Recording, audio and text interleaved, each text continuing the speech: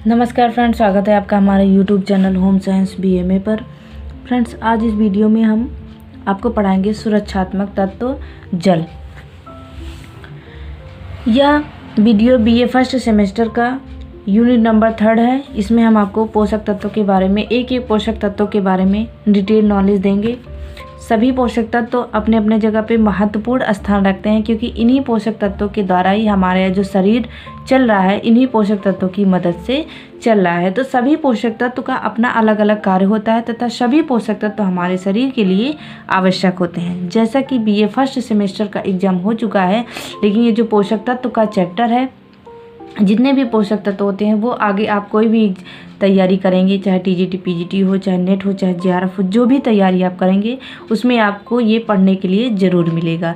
तो आइए हम आपको दिखाते हैं कि सुरक्षात्मक तत्व जल क्या होता है। जल के बारे में थोड़ा सा पढ़ाई करते हैं। ऑक्सीजन के बाद जीवित प्राणियों के लिए जल का एक महत्वपूर्ण आवश्यकता होती है। जैसा कि आपने ये कहावत तो सुना ही होगा कि जल ही जीवन है, जल है तो कल है। इस कहावत का कुछ ना कुछ तो मतलब निकलता होगा, तभी ये कहा जाता है कि जल ही जीवन है। अब जल ही जीवन क्यों होता है? क्योंकि सबसे पहले हमें जीवित रहने के लिए क्या आवश्यकता होती है? ऑक्सीजन। ऑक्सीजन के बाद जो दूसरा स्थान होता है वो जल का ही होता है। और जल है तो कल है। अगर आज हमारे पास जल है तभी हम कल की अपने भविष्य में आने वाले समय की कल्पना कर सकते हैं, नहीं तो बिना जल के हम मर जाएंगे। इस तरीके से सभी प्राणियों के शरीर में जल की कुछ न कुछ मात्रा अवश्य ही रहती है तथा मनुष्य भोजन के बिना अनेक दिनों तक तो रह सकता है, किंतु जल के बिना जीवन उसका क्या हो जाता है? असंभव हो जाता है। तथा जल की कमी से क्या हो जाती है? मृत्यु हो जाती है। भोजन की कमी से भी व्यक्ति की मृत्यु हो जाती है, लेकिन जल की कमी से, भोजन की कमी से तो वो कुछ ज़्यादा दिन तक जीवित रह सकता है, लेकिन जो जल की कमी होती है वो बहुत ही कम समय के लिए होती है। एक वयस्क व्यक्ति के शरीर में कुल भार का 65 से 75 भाग जल से निर्मित होता है तथा आयु की वृद्धि के साथ साथ शरीर में जल की मात्रा कम हो जाती है तथा शरीर में जल की मात्रा वसा की मात्रा पर निर्भर करती है। तो इस तरीके से जो जल की आवश्यकता होती है वो हमारे शरीर में अनंत होती है। आगे देखते हैं। शरीर में उपस्थित जल का 70% तरल पदार्थ के रूप में कोशिकाओं में रहता है तथा जो बचा भाग होता है वो कोशिका के बाहरी द्रव्य में उपस्थित होता है तथा रक्त प्लाज्मा में उपस्थित जल कोशिकाओं का पोषण करने में, उसमें उपस्थित अनुपयोगी पदार्थों को शरीर से विसर्जित करने में सहायता करता है। जो 70% जल का भाग होता है वो कोशिकाओं में स्टोर हो जाता है तथा फैला रहता है, और कुछ परसेंट जो भाग होता है हमारे शरीर से व्यर्थ पदार्थों को बाहर विसर्जित करने में सहायता प्रदान करता है। उसके बाद व्यक्ति के जल की आवश्यकता का देखते हैं। एक ही व्यक्ति के भिन्न भिन्न ऊतकों में जल की मात्रा भिन्न भिन्न होती है। ऊतकों में उपस्थित जल की मात्रा और क्रियाशीलता के बीच एक घनिष्ठ संबंध होता है। यकृत और मस्तिष्क में चयापचय की क्रिया अधिक होती है तथा अन्य ऊतकों की अपेक्षा उनमें जल की मात्रा भी ज़्यादा होती है। उसके बाद हम देखते हैं जल के कार्य। जल के क्या कार्य होते हैं? सबसे पहला जल का कार्य क्या होता है? शरीर निर्माणक कार्य। जो जल होता है हमारे शरीर की क्या करता है? हमारे शरीर को निर्माण करता है। उसके बाद अगला कार्य क्या है? वस्तुओं को घुलनशील बनाने में। अगर हमारे शरीर में जल ही ना हो तो हम जो भी भोज्य पदार्थ लेते हैं वो हमारे शरीर में जाकर के घुले ही ना। उसके बाद अगला है ताप नियंत्रण के रूप में, हमारे शरीर के ताप को, टेम्परेचर को कंट्रोल में करता है। उसके बाद है पोषक तत्वों का हस्तांतरण। ये क्या करता है? हमारे पोषक तत्वों का हस्तांतरण करता है। उसके बाद अगला है शरीर के वर्ज्य पदार्थों का बाहर निकाला। जो हमारे शरीर के व्यर्थ पदार्थ होते हैं, जो हमारे शरीर के मल मूत्र होते हैं, उनको क्या करता है? बाहर निकालने में मदद करता है। उसके बाद शरीर के नाजुक अंगों की सुरक्षा करता है। उसके बाद अगला क्या है? स्नेहक के रूप में कार्य, हमारे शरीर को तरल व चिकना बनाए रखता है। उसके बाद देखते हैं शरीर के लिए जल प्राप्ति के साधन। जो हमारे शरीर में जल की प्राप्ति होती है वो कहाँ कहाँ से प्राप्ति होती है हमें? सबसे पहले पेय के रूप में जल। जो भी हम पीने वाली चीज़ों को पीते हैं, जैसे चाय, जल, कॉफ़ी, शरबत, जलजीरा, सूप आदि जो पीते हैं, उससे हमें जल की प्राप्ति होती है। उसके बाद भोज्य पदार्थों में उपस्थित जल, कुछ मात्रा भोज्य पदार्थों में उपस्थित होती है, जैसे जलयुक्त सब्जियाँ और दूध और दाल जो भी होता है। उसके बाद ऑक्सीकरण द्वारा प्राप्त जल। ऑक्सीकरण द्वारा ऊर्जा उत्पन्न करने वाले पोषक तत्व जैसे प्रोटीन हो गया, कार्बोहाइड्रेट हो गया, वसा के उपापचय में जल भी उत्पन्न होता है, जिसे चयापचयी जल कहा जाता है। उसके बाद अगला देखते हैं शरीर से जल का निष्कासन। जो हमारा शरीर होता है उसमें उस जल हमारे शरीर से कैसे निकलता है।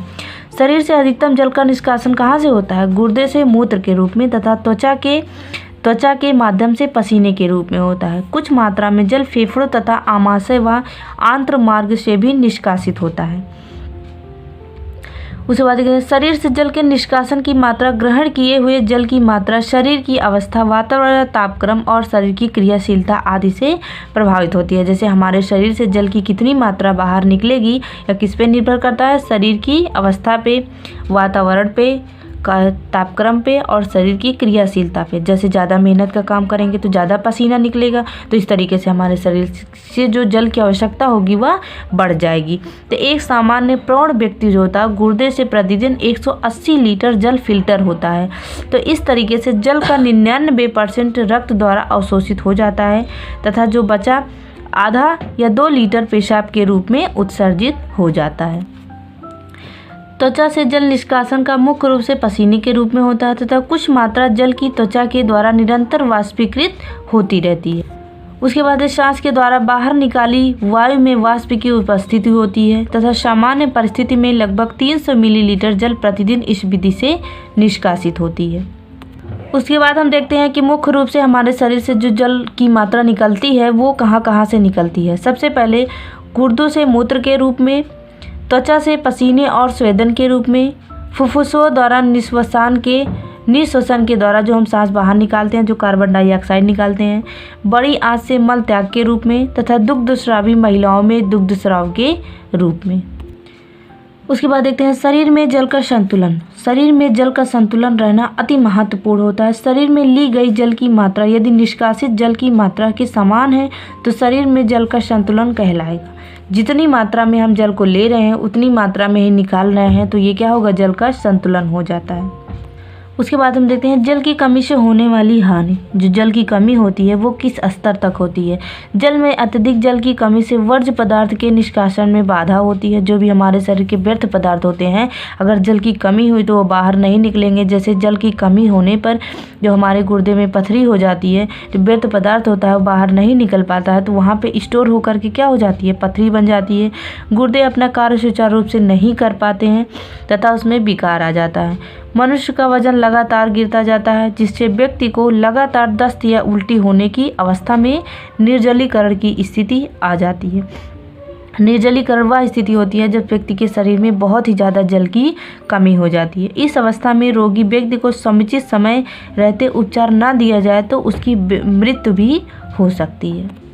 उसके बाद देखते हैं जल की दैनिक प्रस्तावित मात्रा। कितना जल हमें रोज़ लेना चाहिए? सामान्य व्यक्ति में प्यास जितनी लगे उतना ही जल ग्रहण किया जाना चाहिए, लेकिन फिर भी अत्यधिक मात्रा में लिया गया जल गुर्दों द्वारा निष्कासित हो जाता है। सामान्य मनुष्य को प्रतिदिन 6 से 8 गिलास जल अवश्य पीना चाहिए। जो 6 से 8 गिलास होता है वो बड़ा गिलास होता है, जो 6 से 8 गिलास पीना चाहिए। गर्म वातावरण तथा अधिक क्रियाशीलता को इस आवश्यकता को बढ़ा सकते हैं। जैसे जो गर्म वातावरण में रहते हैं, अधिक क्रियाशील व्यक्ति होते हैं, उनको 10 से 12 गिलास जल पीना चाहिए।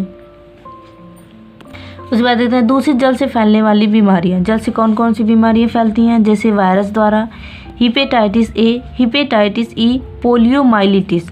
उसके बाद जीवाणुओं द्वारा, टाइफाइड हो गया, पैराटाइफाइड हो गया। उसके बाद कॉलरा हो गया। उसके बाद डायरिया हो गया। इस तरीके से प्रोटोजोआ क्या मतलब क्या हो गया? जो प्रोटोजोआ द्वारा बीमारियां हो जाती हैं। उसके बाद हेलमिंथिक जो रोग हो जाते हैं। इस तरीके से दूषित जल से फैलने वाले रोग इतने होते हैं। इस वीडियो में फ्रेंड्स हमने जल से संबंधित सभी टॉपिक कवर किया है। वीडियो को पूरा देखें। वीडियो पसंद आए तो लाइक, शेयर, सब्सक्राइब जरूर करें। वीडियो देखने के लिए धन्यवाद।